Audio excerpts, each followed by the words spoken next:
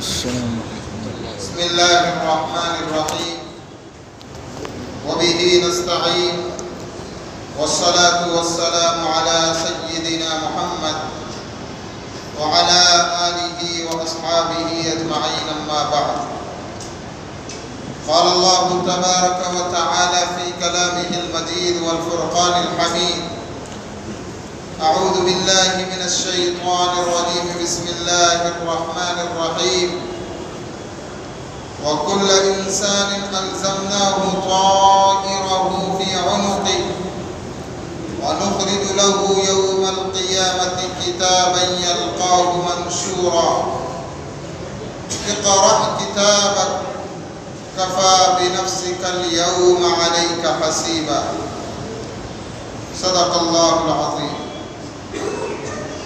وعن أبي هريرة رضي الله عنه قال قال رسول الله صلى الله عليه وسلم من يرد الله به خيرا يصب منه أو كما قال عليه الصلاة والسلام. بزرگان محترم اور برادران اسلام،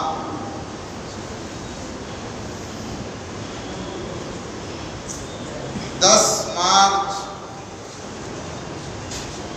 سن 2019 گزشتہ سال، یوں سمجھیں 2020 چل رہا، تقریباً 9 مہینے کا عرصہ گزر گیا کہ اللہ رب العزت نے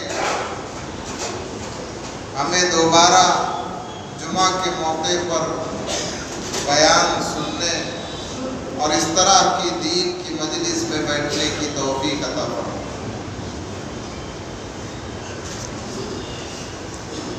یہ کہا جاتا ہے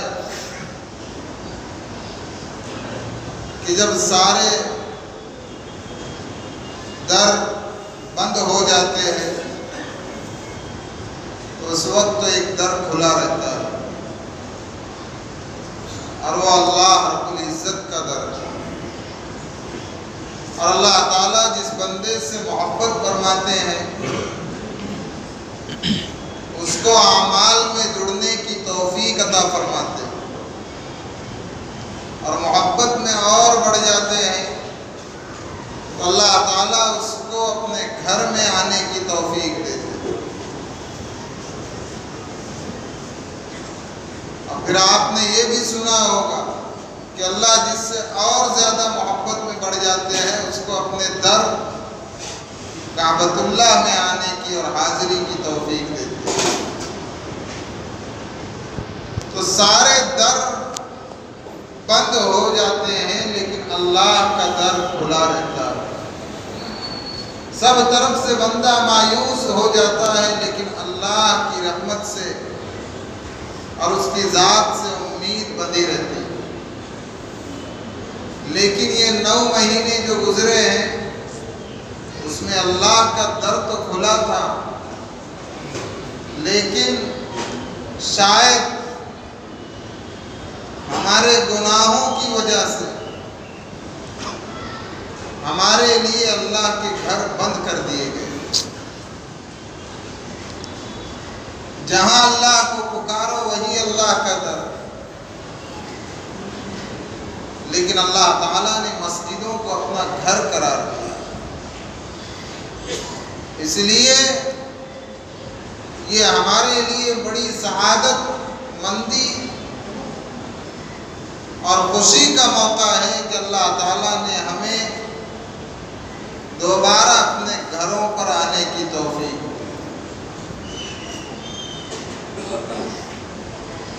اور اس طرح دوبارہ یہاں جمع ہو کر اس کے دین کی بات سننے کی توفیق دی۔ لیکن ہمیں اپنا محاسبہ کرنا چاہیے کہ ہمارے ساتھ اگر اس طرح کے حالات پیش آئے ہیں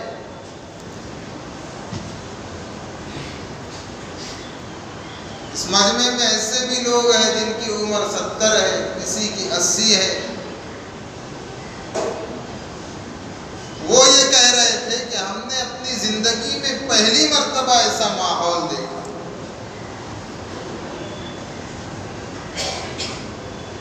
کہ اللہ کے گھروں کو بند کیا گیا.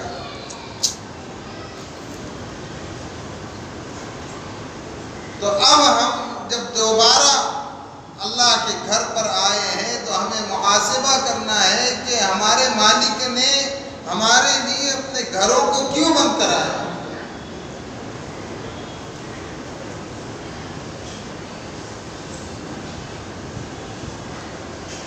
آج انسانیت اخلاقی اعتبار سے پستی میں گر رہی ہے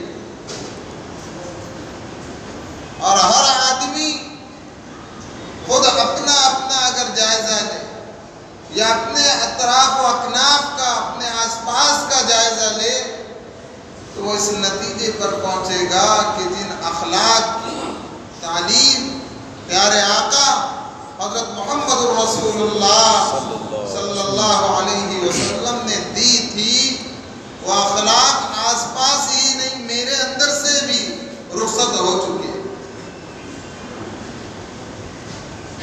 ہر جگہ مفاد پرستی، ہر جگہ مطلب پرستی، ہر جگہ نام و نمود، ہر جگہ شہرت، ہر جگہ دھوکہ دہی، ہر جگہ فریب، ہر جگہ دجل آ چکا.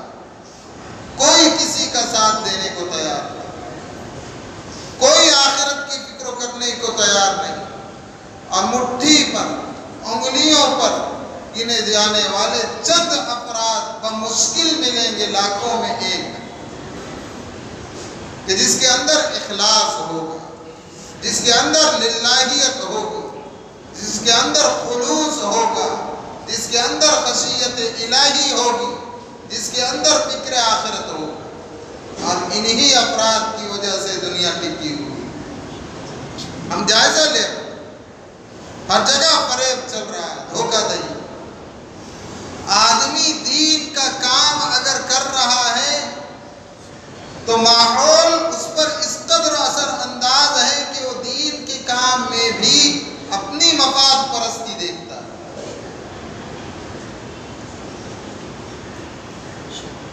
کوئی کسی کو کسی کی ہمدردی کرنے والا، کوئی کسی کی غمگساری کرنے والا، کسی کے غم میں شریک ہونے والا اخلاص کے ساتھ ہے ہی نہیں. اس لیے میرے بھائی ہم اپنا جائزہ لیں. 15ویں پارے کے دوسرے رکوع میں پیارے آقا حضرت محمد رسول اللہ صلی اللہ علیہ وسلم نے جبریل امین کے ذریعے سے ہم تک جو آیت پہنچائی وَكُلَّ إِنسَانٍ أَلْزَمْنَاهُ طَائِرَهُ فِي عُنُقِهِ،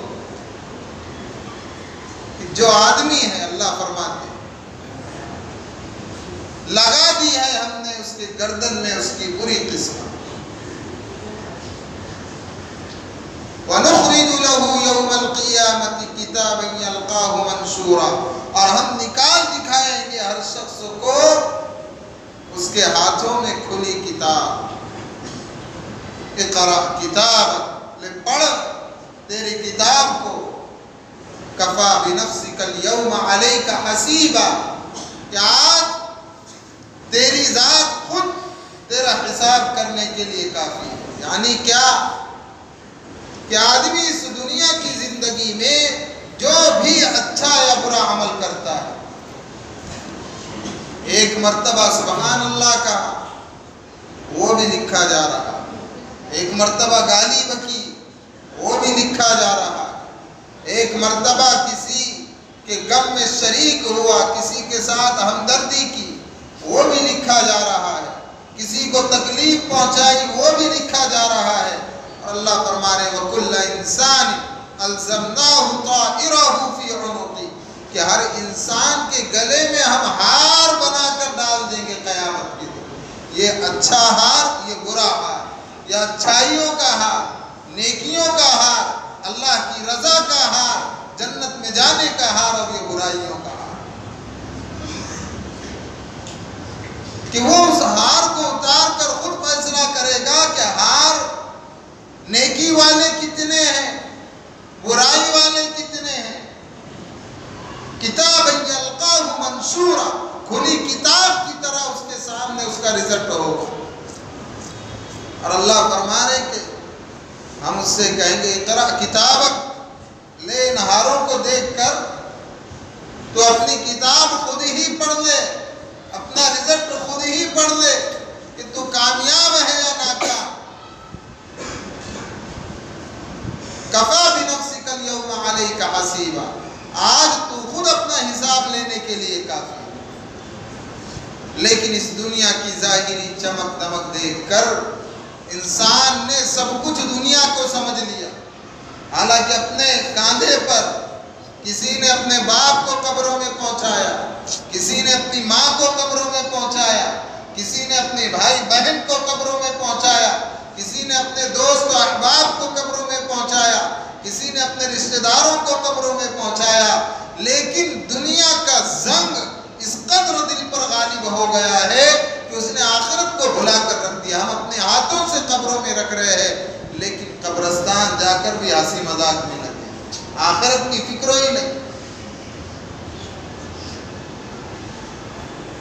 5 سال سے تقریباً اس مسجد میں بیان کرتے کرتے کرتے گزر گئے.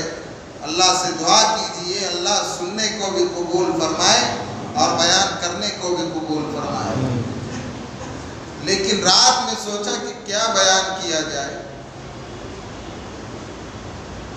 تو ذہن میں بات آئی کہ سیرت النبی کا جو سلسلہ گزشتہ چل رہا تھا، تقریباً 24 ہفتے چلا، اسی کو آگے بڑھائے. لیکن دوسری طرف جب اپنے آس پاس کے ماحول کو دیکھا تو دل میں جو اندر سے بات ابھری کہ کیا سنائے، کوئی عمل کو تیار ہی نہیں، کتنا بھی بولو اثر ہی نہیں ہوتا. تو کہیں اپنے اندر تو کمی نہیں ہے؟ بے عمل ہو تو جذبات سے کیا ہوتا ہے، کھیتی بنجر ہو تو برسات سے کیا ہوتا ہے. اور علامہ اقبال نے کہا، اقبال بڑا اپدیشک ہے، من باتوں میں موہ لیتا ہے، گفتار کا غازی بن تو گیا، کردار کا غازی بن نہ سکا. تو کہیں اپنے اندر تو کمی نہیں ہے، تو اس پر توبہ استغفار. اب دل کی وہ گہرائی آپ لوگوں کے سامنے رکھ رہا ہوں کہ اللہ نے جس کو آپ لوگوں کے لیے یہاں بٹھایا ہے کہ دین کی بات آپ کو بتائے، اس کے دل میں یہ بات پیدا ہوئی کہ کیا سنائے، کوئی قبول کرنے کو تیار. یہ قوم سدھرنے والی نہیں. اولئک کالانعام بل ہم اضل. اللہ فرماتے ہیں کہ جو ہمارے دین پر قائم نہ رہے، اگرچہ ظاہری اعتبار سے وہ انسان ہو، لیکن ہماری نگاہ میں وہ جانور ہے، بلکہ اس سے بھی زیادہ گرا ہوا کہ جانور کو بھی مٹی بنا کر اس کا معاملہ ختم کیا جائے گا، لیکن ہمارے گناہوں کی نحوست سے ہم دوزخ میں اور آگ میں پڑے. تو یہ خیال آ گیا آس پاس کے ماحول کو دیکھ کر کہ اچھے اچھے دھوکہ دہی میں مبتلا ہے، اور وہ لوگ جو دین کی بات آپس میں کرنے والے ہیں ان کے اندر دینداری نہیں، صرف زبان پر رہ گیا.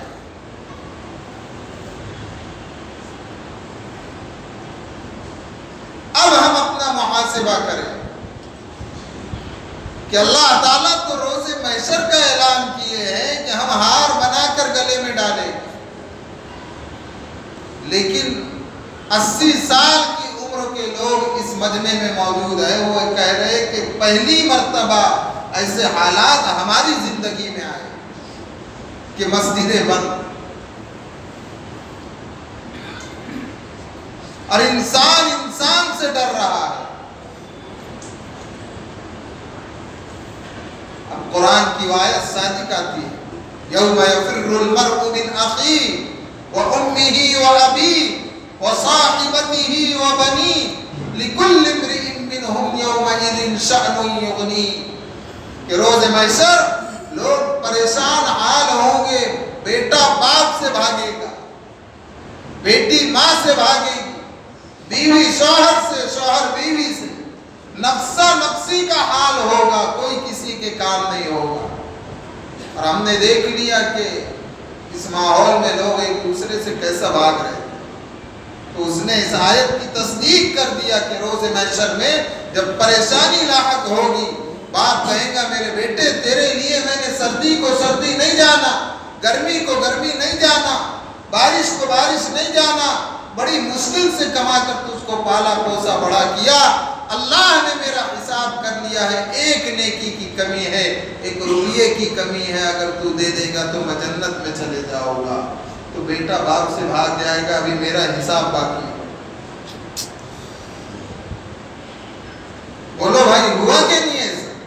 سب ایک دوسرے سے بھاگ رہے تھے، کیوں؟ بیماری آئی ہے، احتیاط کرنا چاہیے۔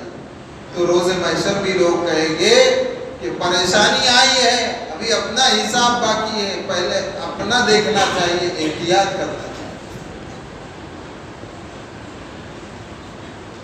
80 سال میں وہ حالات نہیں آئے، 100 سال میں وہ حالات نہیں آئے، لیکن ہمارے سامنے وہ حالات آ گئے، اور جو آدمی برسوں سے بیان کر رہا ہے اس کے دل میں یہ خیال آ گیا کہ کیا سمجھانا اس قوم کو، کچھ سنتی اور نکل جاتی۔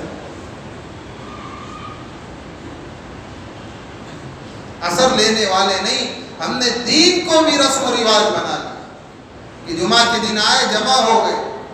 آپ بتائیے یہ دوسری جماعت کا وقت ہے، پہلی جماعت ہو گئی، مسجد فل تھی، اب دوسری جماعت ہو رہی ہے، ابھی بھی مسجد فل ہے، اور ذرا فجر میں آ کر دیکھ لیں کہ کتنی فل رہتی ہے۔ یہ ہمارے اخلاق، ہمارے کردار کا ہم خود محاسبہ کریں، پھر ایسے حالات کیوں نہیں آئے؟ حکمراں اگر کسی پر ظالم مقرر ہوتا ہے، کسی ملک کا حکمراں ظالم ہو، تو کہا کہ یہ قوم کے برے اعمال کی نحوست ہوتی ہے، پھر بھی ہم انگلی یوں اٹھاتے ہیں، وہ انگلی یوں ہونا چاہیے کہ میرے اندر کھوٹ ہے، میرے اندر کمی ہے، اگر میں صحیح رہتا، میرے اخلاق و کردار صحیح رہتے تو سب کچھ ہوتا۔ اب میں پھر دعوے سے کہتا ہوں کہ بڑے دل کی گہرائیاں آپ کے سامنے رکھا ہوں، لیکن میرا تاثر اور میرا اثر یہ ہے کہ سننے کے بعد پھر ویسی ہونے والی ہے قوم، کہ دنیا کی چمک دمک میں لگ کر آخرت کو بھول گئے۔ صحابہ کرام ڈرتے تھے، وہ عمر جس کے بارے میں اللہ کے نبی علیہ السلام نے فرمایا لو کان نبی بعدی لکان عمر، اس روح زمین پر اگر اللہ تعالیٰ کو میرے بعد کسی کو نبی بنا کر بھیجنا ہوتا تو وہ عمر ہوتا، کہ جس گلی میں عمر کا گزر ہوتا ہے شیطان وہاں نہیں پھٹکتا۔ ان کا جب آخری وقت ہے تو بیٹے سے کہا کہ بیٹا ماندی پر سے سر ہٹاؤ، زمین پر رکھو، اور زمین پر اپنے گالوں کو مسل رہے ہیں اور کہہ رہے وَيْلٌ لَكَ يَا عُمَرْ إِن لَّمْ يَغْفِرْ لَكَ رَبُّكَ، اے عمر آج تیرے رب کے دربار میں حاضری کا وقت ہے، تیرے رب کے دربار میں پیشی کا وقت ہے، اگر آج تیرے رب نے تجھ کو پکڑ دیا تو تو ہلاک و برباد ہو جائے، اگر آج تیرے رب نے تجھے معاف نہیں کیا تو تو ہلاک و برباد ہو جائے گا۔ بڑے بڑے جنہوں نے اپنی زندگیاں دین کے لیے لگا دی اس دنیا سے گئے ہیں ڈرتے ڈرتے، اور ہماری نہ نماز ٹھکانے کی، نہ ہم کو صحیح قرآن پڑھنا آتا ہے، نہ ہمیں صحیح دین کی معلومات ہے، لیکن آخرت کی فکر نہیں۔ من یرد اللہ بہ خیرا یصب منہ، اللہ تعالیٰ جس بندے سے محبت کرتے ہیں، اللہ تعالیٰ جس بندے سے بھلائی کا ارادہ رکھتے ہیں، اللہ تعالیٰ اس کو مصیبتوں میں ڈالتے ہیں، لیکن ان مصیبتوں میں اس کے دل میں سکون کی کیفیت ہوتی ہے۔ اب ہم اپنا محاسبہ کریں کہ یہ جو مصیبت آئی تھی پوری دنیا کے اعتبار سے اس میں ہمیں دلی سکون تھا یا نہیں؟ اگر نہیں تھا تو ہمارے گناہوں کی نحوست تھی، اللہ نے دنیا ہی میں ہمیں بتا دیا۔ اس لیے جب ایسے حالات آ گئے، اللہ نے دھکا دیا ہے، تو ہمیں چوکنا ہونا چاہیے کہ ہمیں ہمارے مالک نے کیوں ڈانٹا، ہمارے لیے ہمارے مالک نے اپنے گھروں کو کیوں بند کرایا، آخر کیا وجہ تھی کہ پہلی مرتبہ ہم نے رمضان ایسا گزارا کہ رمضان لگا ہی نہیں۔ آخر کیا وجہ تھی کہ ہم نے عید الفطر اور عید الاضحیٰ بقر عید اس طرح گزاری کہ لگا ہی نہیں کہ بقر عید ہے یا عید ہے؟ کیوں اللہ نے ہمیں محروم رکھا اپنے گھر میں حاضری سے؟ تو محاسبہ کرے اپنا، اور اگر ہماری خطا ہے، ہماری غلطی ہے تو اس کو سدھارے، اور اس کو سدھار کر اللہ کی طرف متوجہ ہو، توبہ استغفار کرے، اپنے اعمال کو سدھارو میرے بھائیوں۔ اخلاقی اعتبار سے ہم بہت گر گئے، 99% ہم گر چکے ہیں، اور جو 1% ہے ان کی وجہ سے دنیا قائم ہے۔ اور میں یہ گنا کر نہیں بتلانا چاہتا، ہم اپنا محاسبہ کریں، اپنے آس پاس دیکھیں کہ کیا ماحول چل رہا ہے کوئی کسی کا ساتھ دینے والا ہے؟ کوئی کسی کے غم میں بغیر کسی مطلب کے شریک ہونے والا؟ کوئی کسی کا ساتھ دینے والا؟ صحابہ اکرام نے جو وقت گزارا تھا، صحابہ اکرام نے جو زندگی گزاری تھی، وہ اسوہ رسول تھا۔ اللہ کے نبی علیہ السلام کی زندگی کو 100% اپنے اوپر ڈالا۔ کنز العمال میں علامہ ابن جریر رحمت اللہ علیہ نے ایک واقعہ تحریر فرمایا ہے کہ اللہ کے نبی علیہ السلام نے ایک یہودی سے وعدہ کیا اور کہا کہ میں یہاں رکتا ہوں، ٹھیک ہے تو جا کر آ۔ وہ شخص شہر میں گیا لیکن بھول گیا، ایک دن گزر گیا، دوسرا دن گزر گیا، تیسرا دن گزر گیا، 3 دن کے بعد وہ آیا۔ اللہ کے نبی علیہ السلام نے کھانا بھی اسی جگہ کھائے، نمازیں بھی اسی جگہ ادا کی، قضاء حاجت کی ضرورت پیش آتی تو وہاں کسی صحابی کو روک کر جاتے اور پھر واپس آتے۔ 3 دن کے بعد میں اس شخص آ کر کہنے لگا، اے محمد صلی اللہ علیہ وسلم، میں تو اپنا وعدہ بھول گیا تھا۔ اللہ کے نبی علیہ السلام نے فرمایا، اس ذات پاک کی قسم، واللہ اس اللہ کی قسم جس کے قبضے میں میری جان ہے، اگر اللہ تیری عمر قیامت تک کر دیتا اور میں محمد الرسول اللہ صلی اللہ علیہ وسلم کی عمر قیامت تک کر دیتا اور تو اپنے وعدے کو بھولا ہوتا، تو جس وقت تو آتا اس وقت محمد الرسول اللہ صلی اللہ علیہ وسلم کو یہی پاتا۔ اب ہم اپنا محاسبہ کریں کہ ہم وعدوں کے کتنے پابند ہیں، عہد کے کتنے پابند ہیں، اور نہیں ہے تو اخلاقی اعتبار سے کتنا گر چکے ہیں۔ میرے بھائیوں، ایک جھٹکا دیا گیا تھا، اب اللہ نے اپنے گھروں کو کھولا ہے، ہم قدر کرے۔ اللہ اگر ہم سے ناراض ہے اس کو راضی کر لے، ورنہ موت کے بعد بھی کچھ ہاتھ آنے والا نہیں۔ اللہ تعالی ہم سبوں کو عمل کی توفیق عطا فرمائے۔ وآخر دعوانا الحمدللہ رب